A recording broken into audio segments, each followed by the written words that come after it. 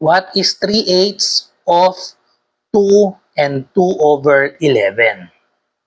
Okay, so gawan lang natin na equation. Yung what, ibig sabihin yan yung variable natin. N is means equal sign. So n equals, just copy 3/8 of means multiplication. So 3/8 times 2 and 2 over 11. So just solve for n, so just multiply this. Therefore, we have just copy 3 over 8, convert this first to improper fraction, so multiply this.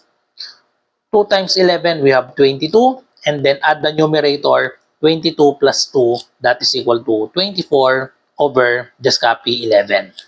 Then, simplify natin, mag-cancellation law muna tayo. 24 tsaka 8, pwedeng ma-divide yon. 24 divided by 8, that is equal to 3. Then, multiply yung numerators natin, 3 times 3, we have 9. Sa denominator, 11 na lang ang natira. Wala na kasi itong 8. Therefore, the answer is 9 over 11, letter A. Follow for more.